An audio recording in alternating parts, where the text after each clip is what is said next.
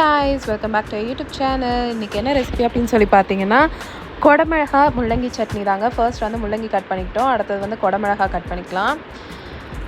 இது ரெண்டும் கட் பண்ணிவிட்டு ஒரு வானலியில் எண்ணெய் ஊற்றிக்கலாம். எண்ணெய் ஊற்றிட்டு காஞ்ச மிளகா, உளுந்து, அதுக்கப்புறம் துவரம்பருப்பு, இது மூணும் ஆட் பண்ணி நல்லா கோல்டன் ப்ரௌன் வர வரைக்கும் ஃப்ரை பண்ணிக்கலாம்.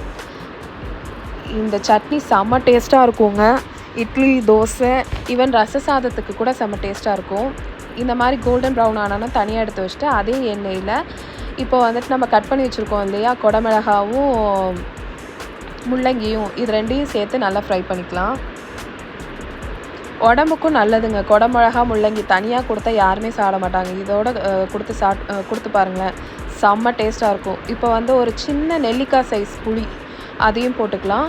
அந்த கேப்பில் வந்து நம்ம இங்கே பூண்டு கட் பண்ணி அந்த ட்ரை ரோஸ்ட் பண்ணி வச்சுருக்கிறத சேர்த்துக்கலாம். இது நல்லா வெந்துருச்சு. இப்போ ஸ்டவ் ஆஃப் பண்ணிக்கலாம். நம்ம அந்த எண்ணெயில் லைட்டாக பொரிச்சு வச்சுருக்கோம் இல்லைங்களா, அதில் வந்துட்டு தேங்காய் ஒரு பத்தை தேங்காய் வந்துட்டு சீவி போட்டுக்கலாம். கொஞ்சோண்டு சின்ன சைஸ் தான் போட்டுட்டு ஃபர்ஸ்ட் வந்து அந்த உளுந்து அதெல்லாம் வந்து மிக்சியில் போட்டு அரைச்சிக்கலாம்.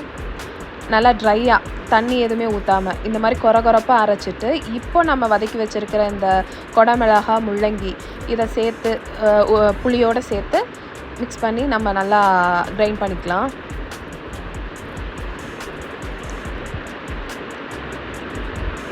அவ்வளோதாங்க, டேஸ்டியான யம்மி கொடமிளகா முள்ளங்கி சட்னி ரெடி. இது கூட கொஞ்சோண்டு தேங்காய் எண்ணெயும் சேர்த்துக்கோங்க.